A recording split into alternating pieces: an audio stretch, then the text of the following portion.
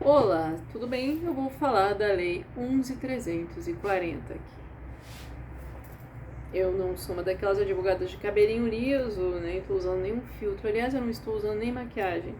Simplesmente porque eu trabalhei o dia inteiro, então eu não tive tempo de me arrumar. Então, qual é essa lei?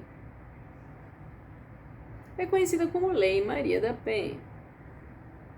E essa lei ela traz medidas protetivas a favor da mulher. Tá?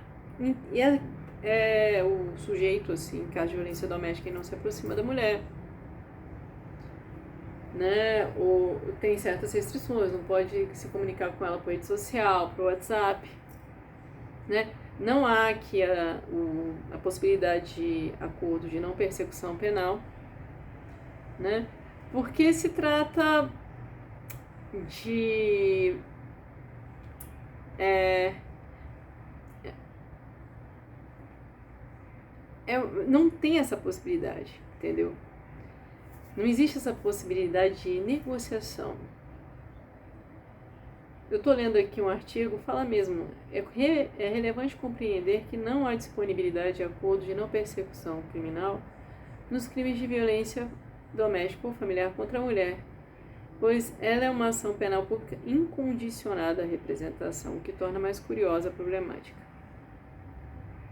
Nesse contexto, tem-se um instrumento de política criminal para diminuir ou evitar o encarceramento daqueles que cometem infrações com menor expressão, de forma eficaz, ainda que admitido o erro.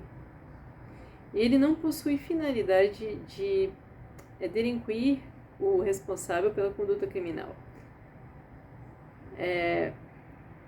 Então não tem essa possibilidade. Transação penal também não tem essa possibilidade, entendeu? O Código de Processo Penal, para vocês verem que não é só a Maria da Penha, tá legal? Não é só a Lei 11.340, ele veda a aplicação desse tipo de aparato jurídico, né, de natureza extrajudicial, porque o acordo de não persecução penal ele ocorre antes da propositura da ação. Entendeu? É diferente da transação penal, que a transação penal, o Ministério Público propõe a transação penal quando já existe uma ação em curso, né? Então aqui, ó, nesse viés do site jus.com.br, não é o Jus Brasil, é outro site. Nesse viés, conforme o parágrafo 2º, inciso 4º do artigo 28A do Código de Processo Penal, vigente nos dias atuais, né, a vedação da aplicação deste aparato jurídico de natureza extrajudicial nos crimes praticados no âmbito de violência doméstica ou familiar, ou praticados contra a mulher por razões da condição de sexo feminino, né? Então, tudo bem. Esse é um aparato da Lei Maria da Penha, ou melhor, 11.340, né? Que existe também no Código de Processo Penal. Então, não é só uma lei bonitinha, entendeu? Que foi criada por causa de uma senhorinha que tem quase 80 anos e anda de cadeira de rodas. Não, não é. Então, o que acontece? Agora que eu entro aqui, esse é um canal jurídico. Eu sei que aquele pessoal do Red Pill vai ficar revoltado comigo, vai ficar me xingando aqui na descrição, né?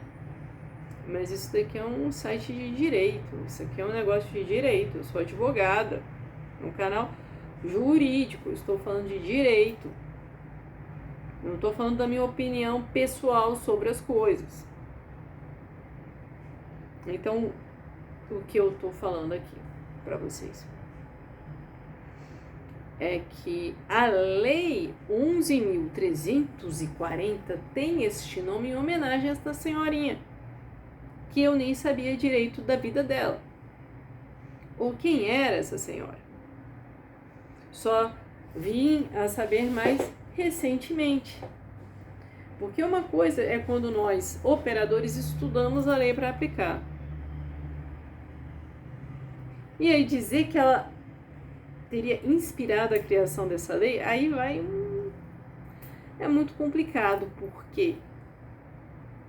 Porque havia tratados internacionais que o Brasil já havia assinado,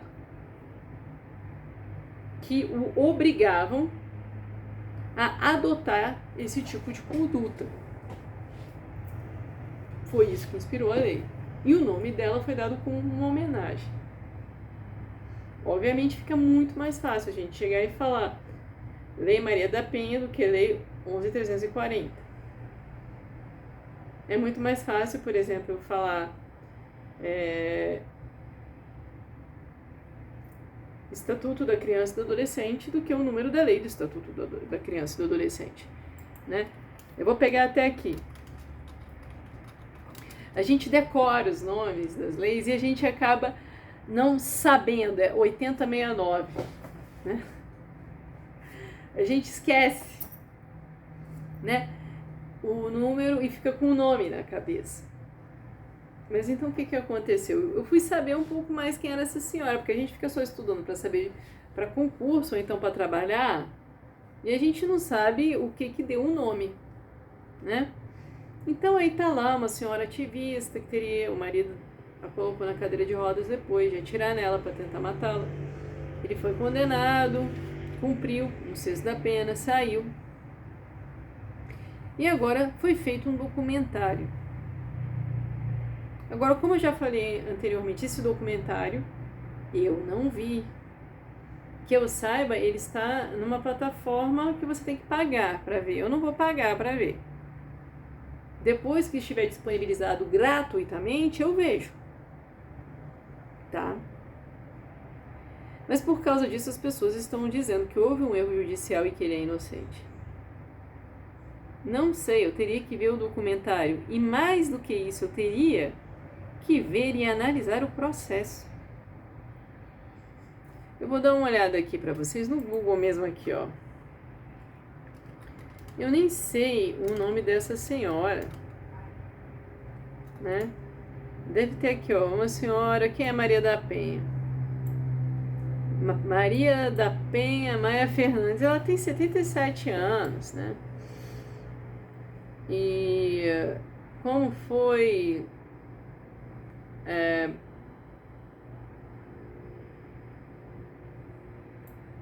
como foi esse julgamento? Eu teria que ver os autos desse processo.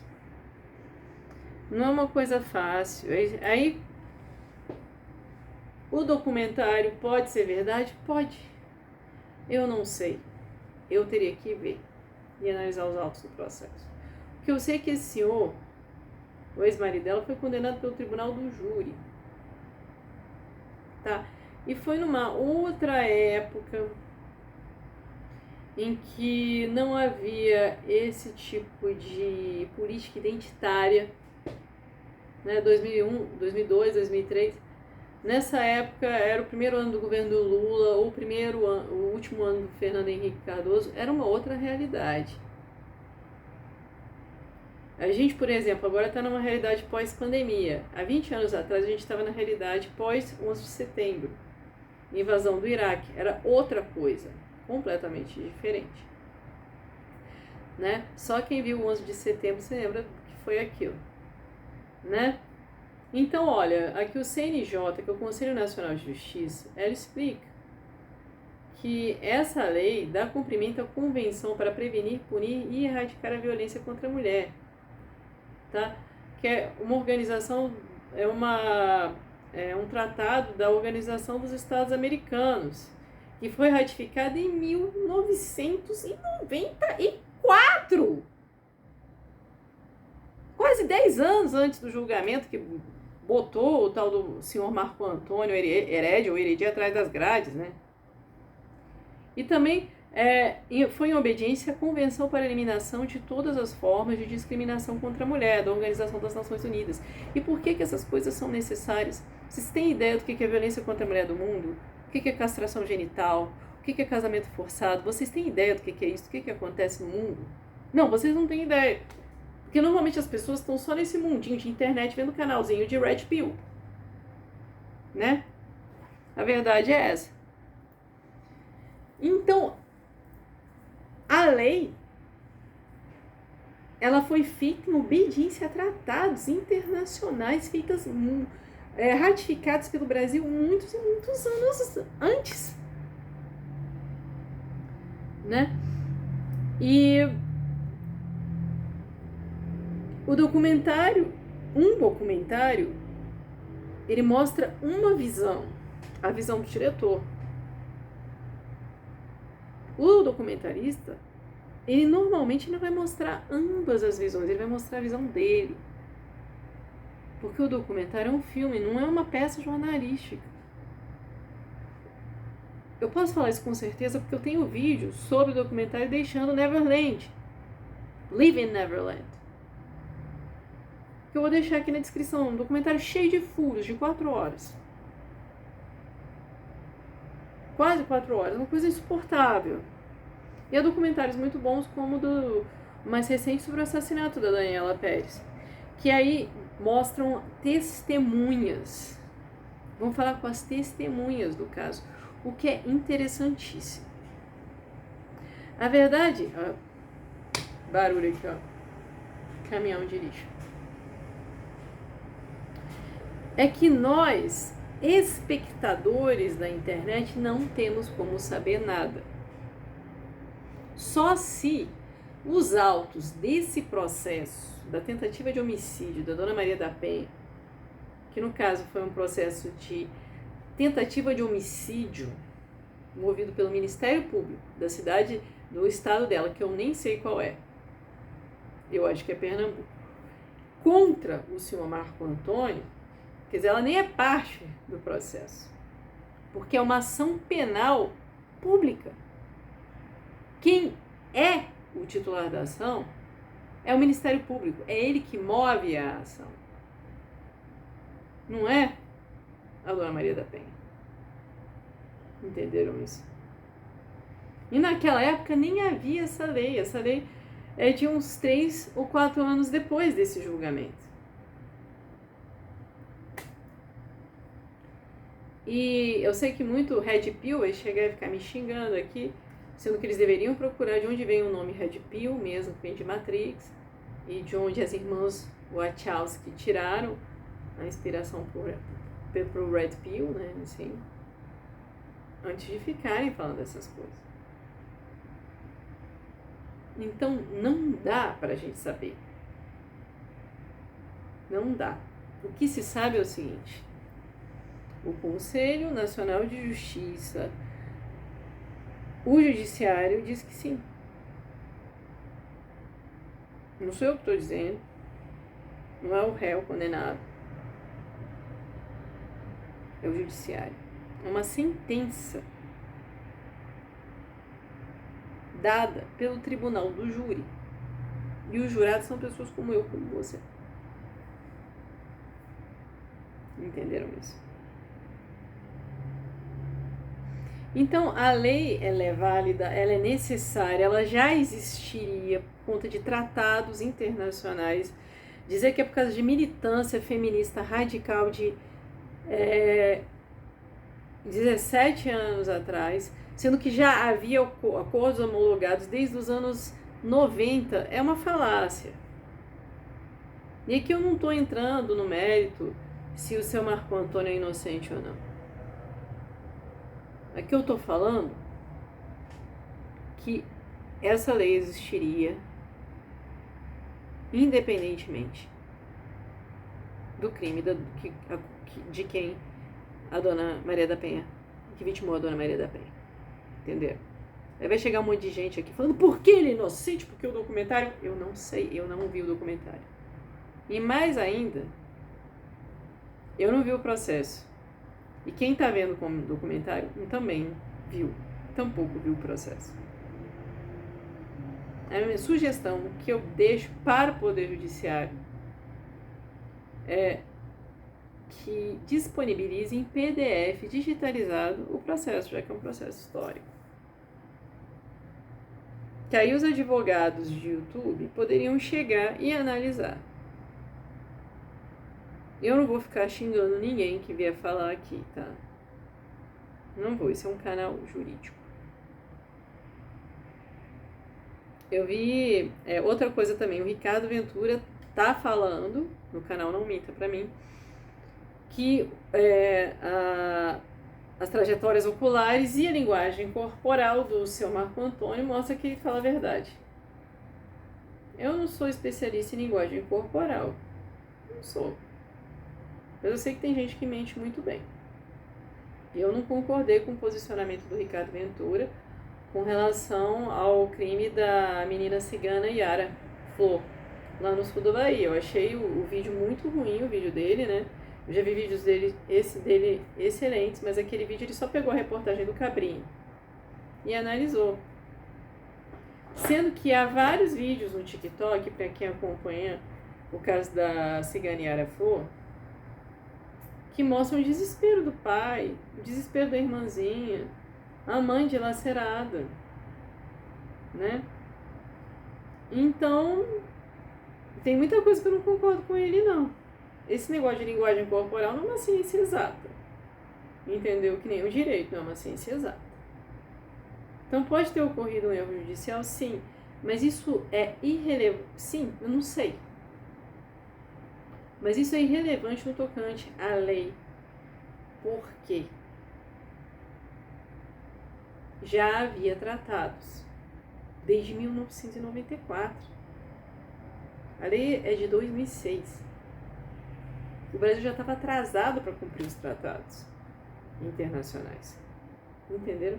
Então, logicamente vai vir um monte de gente Red Pill. Vou dizer para você o que é Red Pill. Começou em 1999 com o filme Matrix, em que Neo, o personagem principal, é oferecido duas pílulas, a azul e a vermelha. A vermelha ele vai sair da Matrix, a azul ele vai continuar na Matrix. Ele toma a vermelha e sai da Matrix. Recentemente, os diretores do filme fizeram cirurgia de mudança, redesignação de gênero. Eles não são mais irmãos Wachowski, eles são irmãs Wachowski. E eles falaram que a pílula vermelha é uma metáfora para os hormônios de transição de gênero. Engulam isso. Tá? Esse é um canal jurídico, como eu tô falando. Agora, tudo bem. Tem mulher que mente, que vai lá e mente sim. Eu tô com um caso aqui na minha mão de uma mulher que mentiu. E que continua mentindo. Ela tem uma personalidade bastante histriônica, ela mente e todo mundo acredita nela. Ela conseguiu convencer uma psicóloga ali do psicossocial da delegacia da mulher. O que fazer num caso desse? Existe a denunciação caluniosa. Primeiro, tem que se comprovar a inocência. Comprovando-se a inocência, que obviamente você vai ter que despender tempo e dinheiro, mas isso daí acontece com qualquer um que esteja sendo acusado injustamente de algo. Até de quem está com o nome no SPC por uma conta injusta, por causa de um banco. Você tem que comprovar. Todo mundo tem que comprovar, entendeu? Independente de gênero. Aí, registra-se ocorrência por denunciação caluniosa. E o que é denunciação caluniosa? Eu vou fazer um vídeo aqui para vocês depois. Aqui procurar no Código Penal. Não é simplesmente você imputar crime a alguém, falar que alguém cometeu um crime. Dar causa à instauração de inquérito policial, de procedimento investigatório criminal, de processo judicial, de processo administrativo disciplinar, de inquérito civil ou de ação de improbidade administrativa contra alguém, imputando-lhe crime, infração ético-disciplinar ou auto ímprobo, de que o sabe inocente. Você sabe qual é a pena desse trocinho aqui? Reclusão de 2 a 8 anos e multa. Então, no caso de mentira, tá com uma denunciação caluniosa na pessoa. E ainda peça uma indenização no juizado especial civil de pelo menos uns 30 mil. Pelo menos. Então é isso aí. Esse é um canal falando sobre direito, em que eu falo direito sobre coisas de uma forma mais simplificada. Eu sei que vai vir um monte de Red Pill aqui, eu prometo a vocês que eu vou assistir ao documentário do Brasil Paralelo quando eu tiver tempo, né? Porque agora eu tô com muita coisa, eu tô com um caso de Maria da Penha real, assim, né? Bastante sério, né? De lei 340, né, já que não gostam de usar o nome Maria da Penha, um caso muito sinistro, muito sério, né? E eu também tô com umas situações aqui de direito bancário bastante sinistras, então não estou lá com muito tempo para ficar vendo documentário, mas eu prometo que assistirei. Boa tarde a todos.